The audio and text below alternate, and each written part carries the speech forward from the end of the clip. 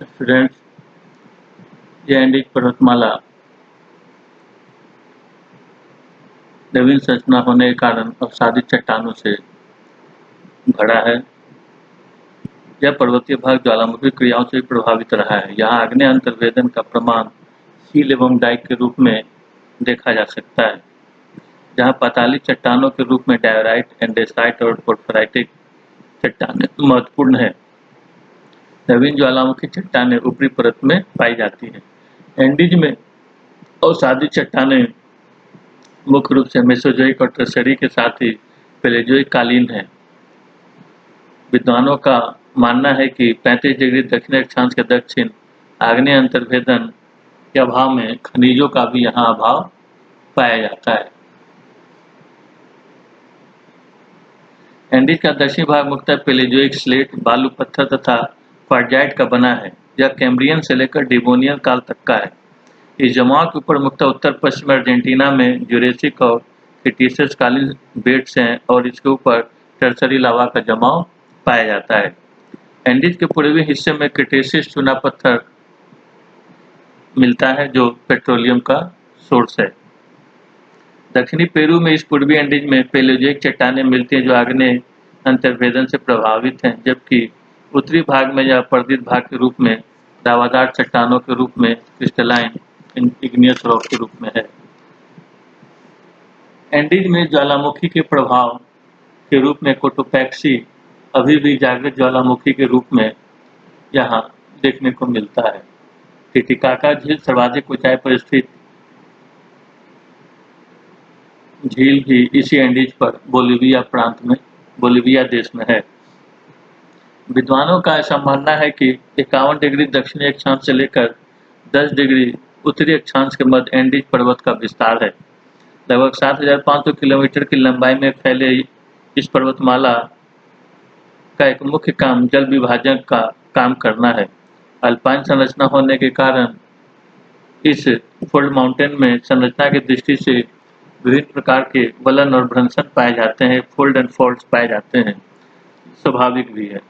इस पर्वत के पूर्वी भाग में पेरू और बोलिविया को छोड़कर कहीं भी डेनुडेशन का चिन्ह नहीं मिलता है।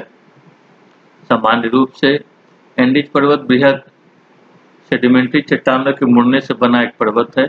इस क्रम में कुछ जगहों पर सेंट्रल ग्रेनिटिक कोर ऊपर उठ गया है और कहीं-कहीं अंतर्वेदन के रूप में भी यह मिलता है, परंतु जहां आच्छादन की क्रियाएं सक्रिय है वहां पर ऐसी ग्रेनाइट चट्टानें सतह पर देखने को मिल जाती हैं। बोलिविया के उत्तर में पाया जाने वाला एंडियन सिस्टम की भूगर्भीय विशेषताएं देश के अन्य भागों से भिन्न हैं।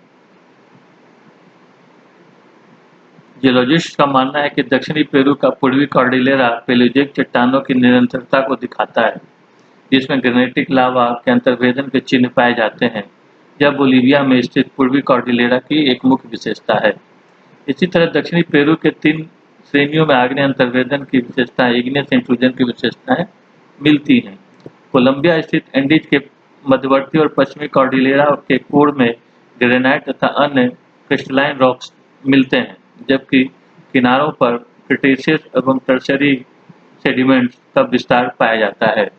पूर्वी कॉर्डिलेरा में क्रीटेशियस चट्टानें ज़्यादा मिलती हैं। पेरू की तरह कोलंबिया की क्रीटेशियस चट्टानों में भी कोयला का जमाव पाया जाता है। बोगोटा पठारी क्षेत्र पर चूना पत्थर में कैल्साइट के वेन्स मिलते हैं जो सदियों से एमेरल्ड का विश्वविख्यात क्षेत्र है। कोलंबिया की पूर्वी कॉर्डिलेरा को वेनेजुएला में सियरा डी मेरिडा कहा जाता है। भूगर्भिक दृष्टि से इसके कोर में नीस तथा ग्रेनाइट की चट्टानें हैं, जिसके चारों ओर क्रीटेशियस तथा टर्शियरी कालीन बेड्स पाए जाते हैं। संरचना की दृष्टि से एंडीज पर्वत एक अल्पाइन फोल्ड माउंटेन स्ट्रक्चर है, जिसकी कई विशेषताएं, इनमें से कुछ मुख्य आपके सामने है। पहला, यह एक नवीन मुर्दार पर्वतीय संरचना है। दूसरा, इसमें विभिन्न प्रकार के वलन और भ्रंश पाए जाते हैं। इस संरचना में अवसादी और रूपांतरित दोनों प्रकार की चट्टानें पाई जाती हैं।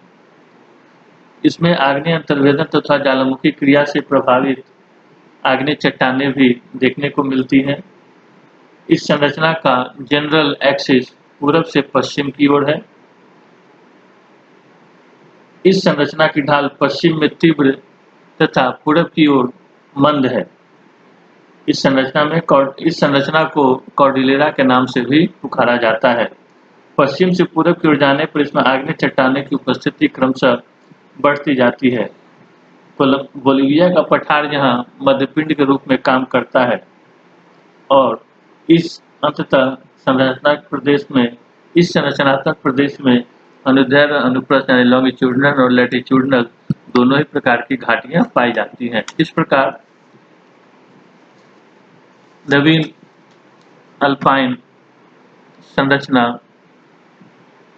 आपके सामने स्पष्ट है। इससे हम लोग पुनः एक रेखाचित्र से समझने का प्रयास करेंगे। धन्यवाद।